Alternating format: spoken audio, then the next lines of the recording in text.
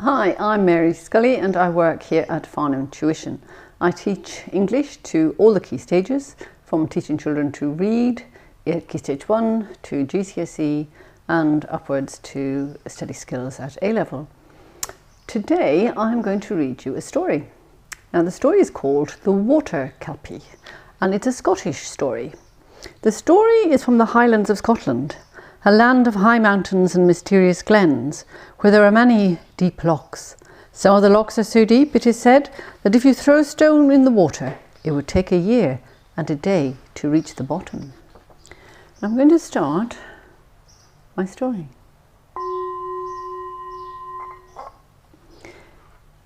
Near the deep, dark waters of Loch Ness, there lived a young lad by the name of Kyle. All the food the family had to eat was what they grew on the narrow strip of land between their cottage and the shores of the loch. Kyle had lived there quite happily for 11 years of his life, helping his father and mother work the little croft, when one evening, near the beginning of the year, he heard his mother speak to his father. "It's almost time for spring sowing. You must rise early tomorrow and plough our fields to make them ready." Kyle's father replied, "I am too old now to drag the plough around the fields. Kyle is still too young." "What will happen to us then?" his mother asked in a worried voice. "If we do not plough our fields, our crops will not grow, and we will starve when winter comes." Kyle's father pointed out the window. "I've seen a fine black horse roaming there on the loch shore these last nights of the silver moon. I think I could harness it and make it pull our plough." "No," Kyle's mother said in alarm. "You mustn't go near that beast, for it is one of the spirits that roam near fresh water to trap unwary folk and drown them." "It isn't a horse. It's a water kelpie." "Nonsense, woman," her husband laughed. "That's a good strong horse. I can take the rope from our plough, tie it round the horse's neck, I'll put my hands to its mane, haul myself onto its back, and I will tether it to our plough, and it will do the work I cannot do. By this time tomorrow night, our fields will be ready for spring sowing." "I tell thee," Kyle's mother repeated, "that is not an ordinary horse. And it is said that a plain rope cannot control a kelpie. Only a bridle made of iron can do that. Besides, the mane of the kelpie is said to be magic, so that if you try to grasp it, your fingers become trapped, and also anyone who mounts a kelpie becomes stuck to its back and cannot dismount." She took Kyle's father by the arm. "Husband," she begged, "do not go near the loch tonight." But her husband wouldn't listen. He picked up the plough rope and, putting on his woolen plaid, he went out into the night. Kyle's mother rushed to the door. "Husband, come back," she cried. "The legend has been told in story and song that no man can tame the water kelpie of Loch Ness. Come back, husband, come back, or you will surely perish." But her husband had made up his mind. Kyle would have gone to help his father, for he was a brave boy, but his mother held on to him. They both watched from the doorway of their croft as Kyle's father approached the horse, which stood quietly beside the waters of the loch. The horse didn't move as the rope was put around its neck. It remained very still as Kyle's father grasped his long mane and hauled himself up onto its back. But as soon as the man was seated, a gleam of wickedness appeared in the horse's eyes. "Look now," Kyle's mother said in fear. Suddenly, the horse, which was indeed a water kelpie, seemed to grow in size until it was twice the height it had been before. It snorted and stamped its feet on the shingle shore so that sparks flew from its hooves. Then the kelpie raised its great head and bared its teeth. Fire came from its throat and smoke plumed from its nostrils. It tossed its mane and its long hair turned to green serpents, which coiled and curled about the hands of the man. It reared up into the air, not once but 3 times. When its legs came crashing back to earth, it began to race along the shoreline towards the deep waters of the loch. "Jump off! Jump off!" Kyle's mother shouted to his father.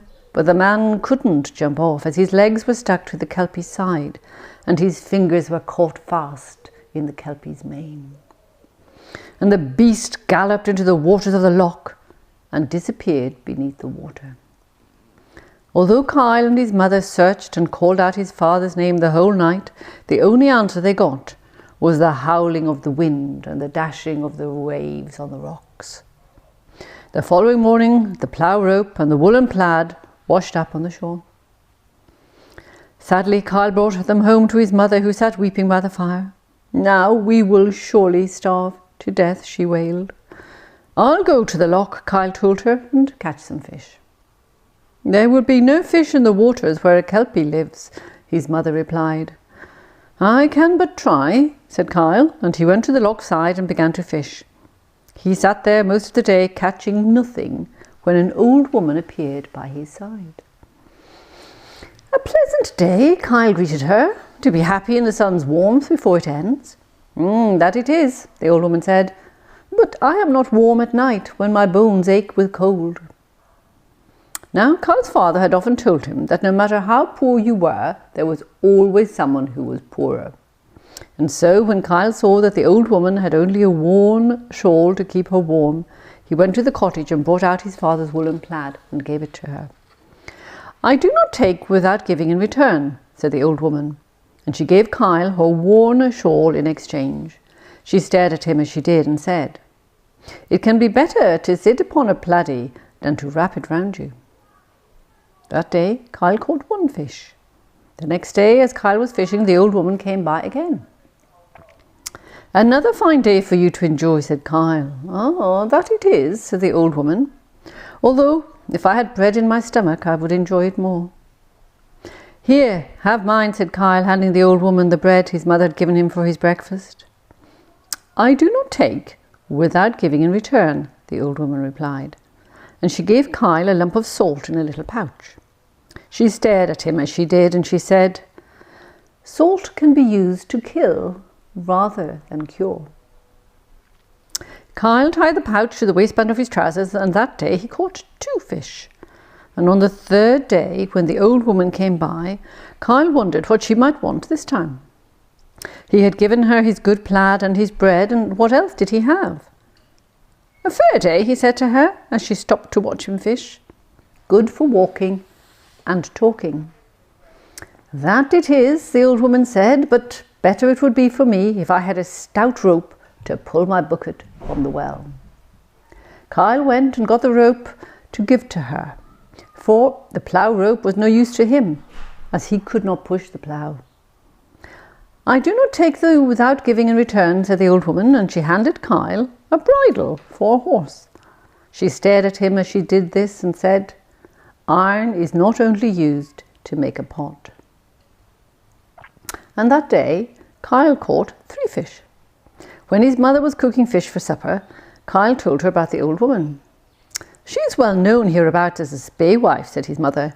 "You mark well whatever she said to you, and do not forget her words." The days went past, and when the time for spring planting was almost gone, there arrived another night when the moon shone silver.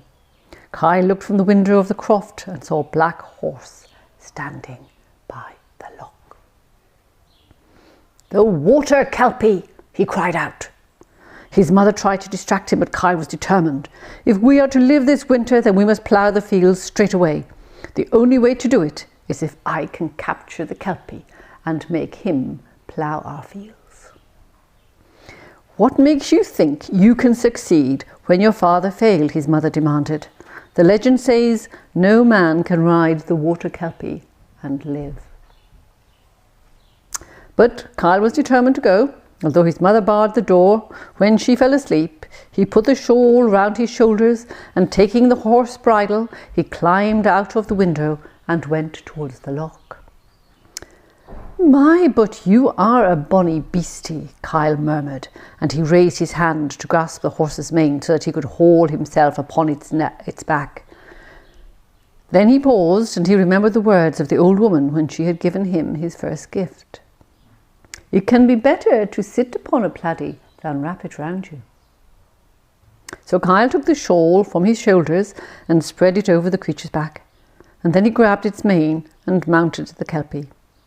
For a single second the beast stood still, and then it swelled in size so that Kyle saw his cottage home become smaller and smaller, and his mother, a tiny figure at the door, shrieking for him to jump off at once. "I will not jump off," Kyle called back. "Not until the Kelpie has ploughed our fields."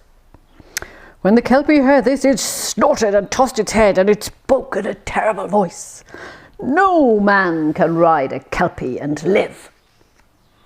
Now you are doomed as your father was before you, for I will not do as you command." Smoke and fire came from its mouth, and it wrenched its head round to face the loch so that it could ride into the water and drown its rider. Kyle leaned forward and gripped the mane more tightly. Beneath his fingers he felt the silky hair change to thick, slimy green serpents. Spitting and hissing, the green snakes in the Kelpie's mane tried to wind themselves around Kyle's hands, twist their way between his fingers, and coil round his wrists. And Kyle heard the words the old woman had spoken when she'd given him the second gift. Salt can be used to kill rather than to cure. Quickly, Kyle unloosed the little bag of salt at his waist, and he crushed the lumps between his palms. At once the snakes shrank and withered so Kyle could grasp the Kelpie's head and pull it the way he wanted it to go. The Kelpie was enraged, and it thrashed out with its back legs 3 times and with his forelegs 6 times. Then the creature reared and plunged and tried to turn his head away from the land, but Kyle held fast. He kept himself sitting on the old woman's plaid and didn't let his legs touch the back of the sides of the bee wouldn't become unstuck. And Kyle recalled the words of the old woman when she said, as she had given him his third gift, "Iron is not only used to make a pot." He knew that the metal part of the bridle were made of iron, so he leaned down and slipped the bridle on and put the iron bit into the mouth of the Kelpie. At once the beast quietened and became tame and would do what Kyle wanted. Kyle trotted towards his croft and called his mother to bring out their plough and to run and borrow a rope from their neighbour. This she did, and Kyle harnessed the Kelpie horse to the plough and led it up and down until all the fields were ploughed. Not only did Kyle plough their own fields, he also ploughed the fields for miles around Loch Ness, for water Kelpies have the strength of 100 horses. When the fields were done, Kyle waited until the next silver moon, and then he led the Kelpie to the water's edge. He slid the bit from its mouth and watched as the creature kicked up its heels and trotted into the water. And that is the story of the water Kelpie of Loch Ness, where the legend was true, for no man can master the water Kelpie, but a boy did. Thank you for listening. I'll just sound my bowl to show I've finished. Thank you for listening again. All my details will appear at the end of this video if you'd like to get in touch. Bye.